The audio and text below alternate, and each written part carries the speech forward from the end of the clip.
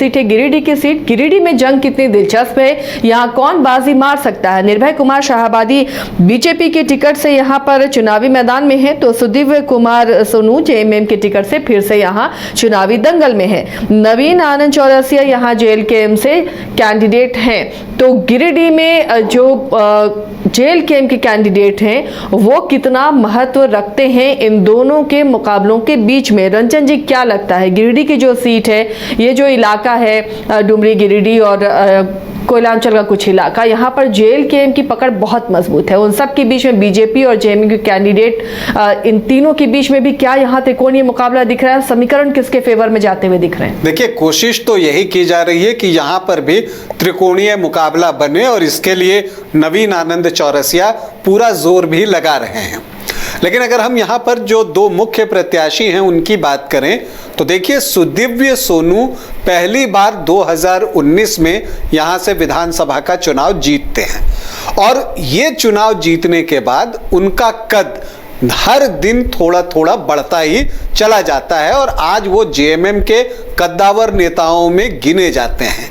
देखिए, अगर आप देखिए कि जब अभी कल्पना सोरेन गांडे में चुनाव लड़ रही थी तब भी सुदीव्य सोनू जो है रणनीति बनाते हुए देखे जा सकते हैं और उनका कद कितना बढ़ गया है कि जब अभी विधानसभा चुनाव के लिए भी सीट बंटवारे की बात हो रही थी तो उस बातचीत में वो भी एक हिस्सा थे, तो उनका कद बढ़ता चला गया है और वो एक बड़ा नेता बन चुके हैं। दूसरी तरफ अगर हम निर्भय कुमार शाहाबादी की बात करें तो वो यहाँ से 2 बार विधानसभा का चुनाव जीत चुके हैं, एक बार जेवीएमपी के टिकट पर और एक बार बीजेपी के टिकट पर जो है उन्होंने चुनाव जीता 2009 और 2014 में। और 2019 में हारने के बाद भी वो क्षेत्र में पूरी तरह से सक्रिय रहे, लोगों से मिलते रहे, उनकी समस्याओं को सुनते रहे, समाधान का प्रयास करते रहे।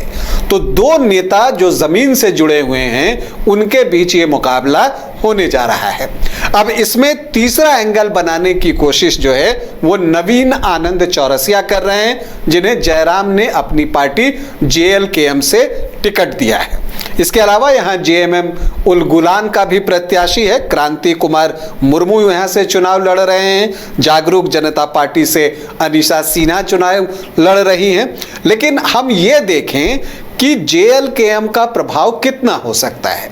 गिरिडीह में जब लोकसभा का चुनाव हुआ था तो जयराम ने टुंडी में बहुत अच्छा प्रदर्शन किया था, बैरमो में बहुत अच्छा प्रदर्शन किया था, डुमरी में बहुत अच्छा प्रदर्शन किया था, गोमिया में बहुत अच्छा प्रदर्शन किया था और बाघमारा में भी बेहतरीन प्रदर्शन किया था। लेकिन गिरिडीह में जो है उन्हें 21,786 वोट ही आए थे। तो अब अगर जयराम को 21,786 वोट आए थे तो अब नवीन आनंद चौरसिया कितने वोट निकाल पाते हैं ये देखना दिलचस्प होगा। हालांकि इस बार लोकसभा के चुनाव में यहां से आजसू को बढ़त मिली है 14,819 वोटों की, तो आप कह सकते हैं कि बीजेपी का भी हौसला जो है वो बढ़ा हुआ है। लेकिन लोकसभा का चुनाव और विधानसभा का चुनाव में बहुत फर्क है, ये हम बार बार देखते रह रहे हैं और मैं बार बार गांडे का उदाहरण देता हूं। 2024 का वो बेस्ट एग्जाम्पल है, लोकसभा में बीजेपी जो है वो लीड करती है और विधानसभा में कल्पना सोरेन जो है बड़ी जीत दर्ज करती हैं। तो इसीलिए जो है इस चुनाव में क्या कुछ होता है ये कहना तो अभी मुश्किल है, लेकिन ये बात तो है कि दोनों बड़े नेता हैं, दोनों कद्दावर नेता हैं, जमीन से जुड़े हुए नेता हैं और मुकाबला यहाँ पर कांटे का होगा। अगर हम यहाँ पर मुकाबलों की बात करें तो देखिए, पहले जो गिरिडीह का क्षेत्र था वहां पर आप मुकाबला देखिएगा तो पहले कांग्रेस और सीपीआई का होता था। आपको बता दूं कि जो बिहार के पूर्व मुख्यमंत्री हैं केबी सहाय, वो यहां से 1952 में जीत चुके हैं। इसके अलावा जो वामपंथ के बड़े लीडर थे चतुरानंद मिश्रा, वो यहां से लगातार 3 बार जीते हैं। और सर्वाधिक बार इस विधानसभा सीट को जीतने का रिकॉर्ड अभी भी चतुरानंद मिश्रा के पास ही है। अगर निर्भय कुमार शाहाबादी इस बार जीत लेते हैं तो उनकी भी हैट्रिक हो जाएगी, उनकी भी 3 जीत हो जाएगी। तो क्या निर्भय कुमार शाहाबादी ऐसा कर पाएंगे, ये एक तो इस बार बड़ा सवाल है। क्या समीकरण ऐसा कुछ बनता हुआ दिख रहा है? देखिए, अगर आप यहाँ के समीकरण की बात कीजिए तो शेड्यूल कास्ट यहाँ 14.7% है, एसटी आबादी जो है वो 16.74% है, और यहाँ पर जो मुस्लिम वोटर्स हैं उनकी संख्या भी बहुत अच्छी है, 23.6%।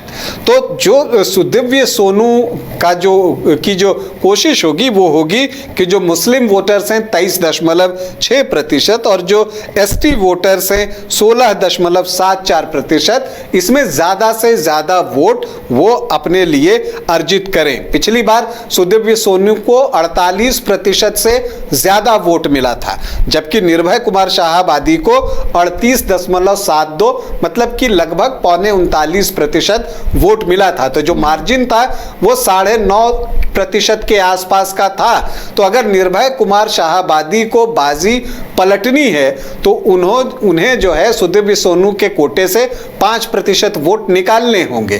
लेकिन यहाँ पर जो निर्भय कुमार शाहाबादी को यह भी ध्यान रखना है कि जो जेएलकेएम के प्रत्याशी हैं नवीन आनंद चौरसिया, उनकी नजर भी अपने स्वजातीय वोटर्स और जो महतो वोटर्स हैं उनके ऊपर लगी हुई होगी, और अगर ये उसमें से वोट काट लेते हैं तो निर्भय कुमार शाहाबादी के लिए काम थोड़ा और मुश्किल हो जाएगा। अब ये देखना है कि निर्भय कुमार शाहाबादी जो है एसटी वोटर्स में से कितने वोट निकाल पाते हैं, जो एसटी वोटर्स हैं उनके कितने वोट मिलते हैं। क्योंकि देखिए, बाकी जो आपको सामान्य जाति के वोटर्स हैं उसमें जो बड़ा हिस्सा है वो बीजेपी की तरफ जाएगा, और जो अदर ओबीसी वोटर्स हैं वो भी जो है बीजेपी को बल्क में वोट करेंगे, ये बात भी तय है। तो अगर आप इस तरह से देखिए तो एक कांटे का मुकाबला आपको गिरिडीह में भी देखने को मिलेगा। यहाँ पर देखिए जो 2 प्रखंड हैं, गिरिडीह प्रखंड और पीरटांड प्रखंड, ये 2 है, और पीरटांड प्रखंड जो है वो गुरुजी शिबू सोरेन का कर्म क्षेत्र रहा है। तो इसीलिए जो है यहाँ पर सुदिव्य सोनू उम्मीदें पालकर रखे हुए होंगे, लेकिन अब कितना उनके खिलाफ एंटी इनकम्बेंसी बना है ये भी आने वाले वक्त में पता चलेगा। फिलहाल तो दोनों जमकर चुनाव प्रचार में लगे हुए हैं, गांव-गांव जा रहे हैं, और एक जो इसका इतिहास आप देखिएगा तो ये हर बार अलग पार्टी का विधायक चुनता है। अगर हम गिरिडीह विधानसभा की बात करें, जैसे 2000 में बीजेपी के चंद्रमोहन प्रसाद जीते थे, तो 2005 में जेएमएम के मुन्ना लाल जीते थे। तो फिर अगर आप देखिएगा तो 2009 में निर्भय कुमार शाहाबादी ही जीते थे, लेकिन तब वो जेवीएम के टिकट पर जीते थे। 2014 में निर्भय कुमार शाहाबादी तो रिपीट होते हैं, लेकिन जेवीएम के टिकट पर नहीं, तब वो बीजेपी के टिकट पर रिपीट होते हैं, और फिर 2019 में जेएमएम को ये सीट मिलती है। मतलब ये जो सीट है हर बार जो जीतने वाली पार्टी जो है वो बदल लेती है। तो क्या इस बार भी ऐसा होगा? यानी बैनर मैटर नहीं करता यहाँ की जनता के लिए? जब बैनर मैटर नहीं करता, को मौका देती है, वो सभी को मौका देते हैं, क्योंकि अब आप देखिए यहाँ पर एक स्टील इंडस्ट्री का भी डेवलपमेंट हो चुका है, लोगों के एस्पिरेशन बढ़ने लगे हैं, लोग उस तरह से अब सोचते हैं कि हाँ उनको कैसे तरक्की मिलेगी, और जब इस तरह की चीजें आती हैं तो असंतोष भी जल्दी किसी के अंदर आता है। जब किसी को तरक्की करनी हो और उस रफ्तार में तरक्की नहीं मिलती तो एक असंतोष की भावना व्याप्त होती है, और फिर उसकी वजह से जो है एंटी इनकम्बेंसी जो है वो बलवती हो जाती है, और यही वजह है कि हर बार यहाँ पर पार्टी बदल जा रही है।